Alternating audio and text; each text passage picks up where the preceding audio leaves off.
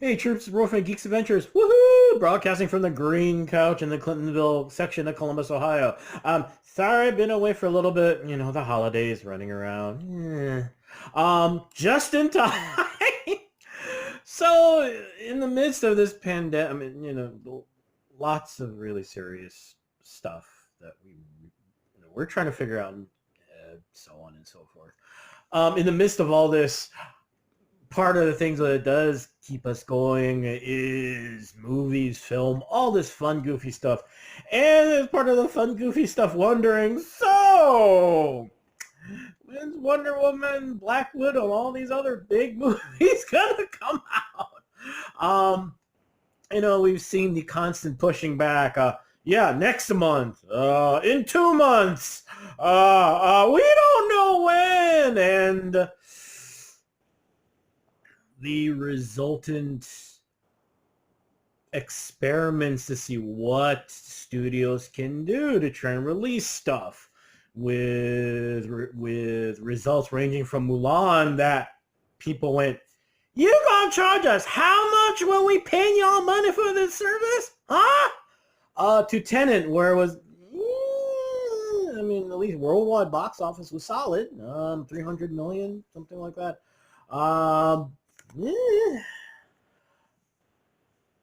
Finally, somebody blinked, which I think kind of everyone wasn't so much if but when HBO announced, hey, Warner Brothers announced, hey, Merry Christmas, Wonder Woman 1984, woo! And if you go poking around out on the internet, you're seeing first reactions. From what I understand, it's not full-on reviews because no spoilers, but the good news, the wonderful get it wonder anyway the wonderful news is that reaction from early reviews is awesome. Overall word is that it's really good, etc., etc. But tacked onto that, the fact that all of Warner Brothers 2021 releases are going to be done streaming, as well as in whatever theaters are going to be open, whichever ones are left. To which everyone probably went, is it a surprise? Highly doubtful. There's a ton of stuff sitting in the can that cost, $250 million to make. It's not going to just sit in the can. So what happens now? I guess is the big question. How does everyone react? Frankly, I think the industry's been looking at them and Disney because, Disney has a certain movie about a certain member of the Avengers, and they still haven't said a word. On the other hand, the reason they haven't is because they're still looking at Mulan going, wow, we handled that badly, didn't we? Duh. The interesting thing, if memory serves, now whether they're doing this with all the releases, I do not know offhand. But at least for Wonder Woman, I believe they're saying that like for the first month, their releases are going to be free on HBO Max, which I believe is kind of a little to Disney for their, hi, we're going to give you the privilege of watching this at home for $30 of viewing. To which, of course, everyone went, oh, really? So you can pull it off from your service whenever you want, as opposed to me buying the DVD for $20. I wonder what I'm going to do.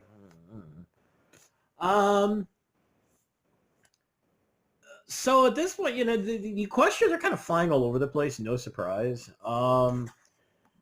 Like I said, considering what happened to Tenet and Mulan, it's one thing a off the wall reboot of a horror movie like Freaky comes out. You got a budget of $40 million. That's a tax write-off for a studio. Yeah. You don't just write off $200 million because then you're in, Lone Ranger territory where you go, I still got my job, right? Do I? How come my key card to the bathroom doesn't work? That kind of stuff starts kicking in. I I would imagine at this point the discussions are fast and furious at Disney about what they want to do now. The first gauntlet's been thrown. Psh. But on the other hand, there's still a lot of things to consider. A lot of issues right now, because obviously some people have an advantage right now. Warner Brothers with HBO Max, Disney, of course, and they have their own streaming platform. They can do whatever they want. Everyone else is going, and you're going, oh, yeah, we'll get to that in a minute. There's been some talk about, sorry, this is kind of meandering all over the place. But there's been some talk about Netflix. I think they'll be fine. Are they going to take a bit of a hit? That's what's been constantly going on the whole time. Oh, when Disney Plus comes out and blah, blah, all this other stuff going on and whatnot. I don't think Netflix cares. They care because you got to make money. You don't want to end up shutting a place down. But right now, I think I would say the way they're looking at the whole thing is that, yeah, Disney, they've got their giant tentpole things with all these superhero things, blah, blah. We've got our product. And if you want, and the thing to think about, to keep in mind about Netflix, look at what happened this year, okay? Because keep in mind, okay, yes, of course, people are talking about The Mandalorian, blah, blah, blah. Guess what else people are talking about right now? Two things. Beginning of the year, Tiger King. Right now, Queen's Gambit. Where are they both available? So, yes, there's a worry of, well, I guess we ain't going to get any more movies from Disney. Duh. But on the other hand, the product right now that they're putting out, I would say their business model, I hate saying that because they sound so corporate. I feel like I should be wearing a suit and lying. Oops, my outside voice. I'm not a sarcastic little punk, am I? Anyway, let's get back. I think as far as they're concerned, they're just going to keep doing what they do. Keep pounding out product. And the thing is right now at this point, basically do what they're doing right now. They've got the Gal Gadot, Dwayne Johnson film in the can. I'm sorry, I forget what the title of that project is, but I believe that is in post right now. So, that's going to just pop out whenever it pops out and do very well for them. In the same way that the Old Guard did, in the same way that Queen's Gambit did. And the funny thing is, I think the what makes it so powerful for Netflix is that studios are constantly looking for the next big thing that only costs $4 million, but suddenly makes them $250 million, in revenue. Netflix is just pounding because that's what their algorithms tell them to do. People like this, and we'll make it. And I can't imagine what it's like being at Netflix. You're getting all these spec scripts and stuff, and you're. Unfortunately, in some ways, it kind of does degrade to a different form of the corporate mindset of, well, this is what the algorithm says, you're checking boxes the way every studio does. On the other hand, no studio, no network, cable might have, made Queen's Gambit. So, just saying.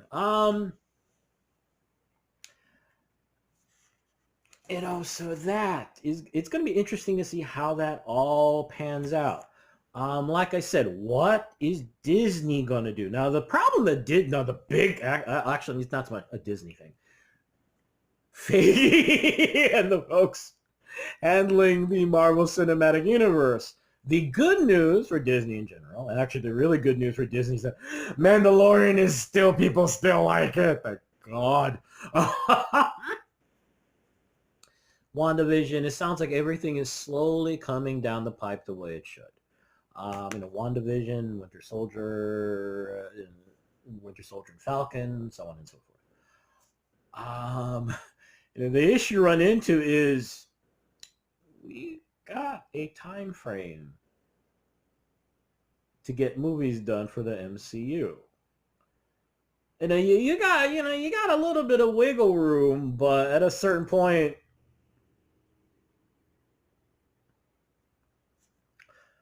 And you wonder, okay, what sort of behind, post credit scenes, stuff like that, that was meant to set, start the dominoes falling for the next phase for the MCU, stuff like that. So there is a time constraint there.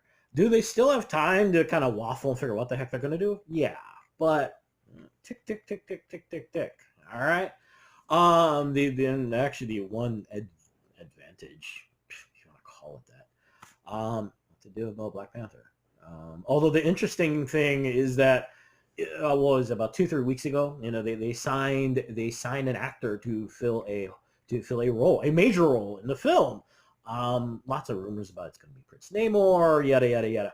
But the fact that, okay, you did a major casting thing, not a tiny thing, where you're just signing extras, but so got something in mind, which is what you pay Kevin Feige for. Even as he's pulling his hair, trying to see what rabbits he can pull out of his hat.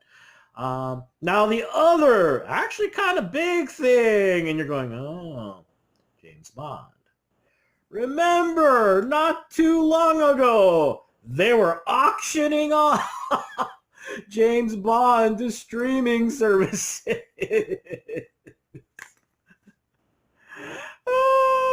To the tune of $600 million.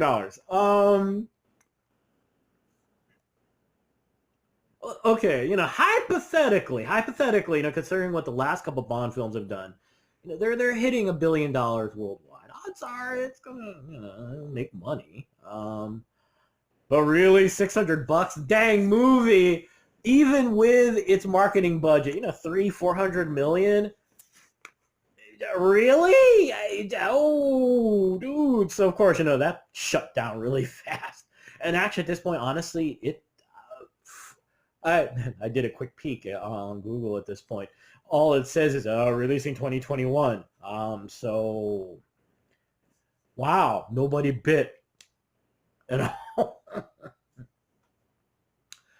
So it's going to be interesting. So what's going to happen at this point? Honestly, nobody knows.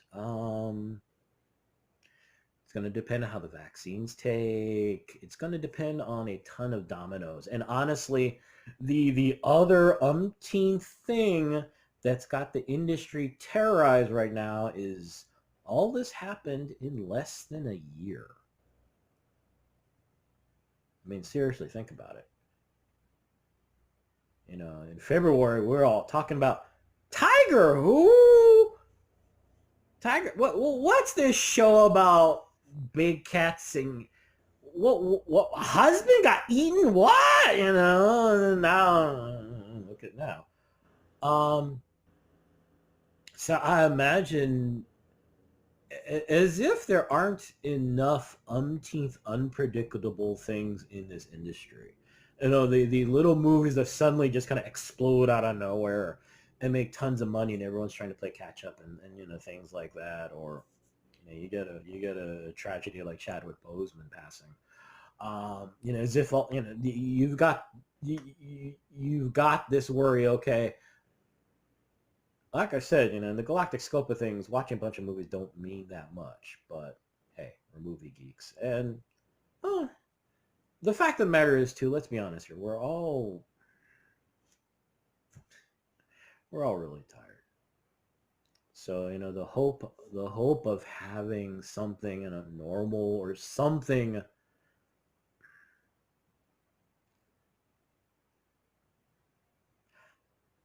I watch The Masked Singer with my girlfriend Tracy, and it's interesting because during the unmaskings, a lot of these people, they talk to the judges and stuff, and they talk about how the reason they're doing the show is because at a time like this, it's a moment to, the reality is that this thing is hanging over everyone. Okay, there is no question, but to have a little something to just have you go a little bit. And that's what all these films, all of this stuff is about as well. A moment to just go. So hopefully, I mean, the heck with these multi-billion-dollar things and all these industries that are making tons of money and yada yada yada. Just for the moment to go, and yes, it's a marketing coup for Wonder Woman 1985 to come out on Christmas Day and not charge it. But you know what? As far as PR goes, Merry Christmas. It's something could really use. So who knows what's going to happen next year? Which I think is the worst part. We really don't. The hope this all works out, and over time there will be a new normal. As much as all of us are kind of, I think, burned out from that term, along with a lot of other things, but that is the reality. You know, gotta hope, right? Gotta hope. Anyway, I'm gonna go because way too many things to get done, etc., etc. I hope the holidays have been going well for y'all. Please stay safe, all right? May the force be with you. Seriously, may the odds be in your favor. And most importantly, folks, please be good to each other, okay? Peace. Bye.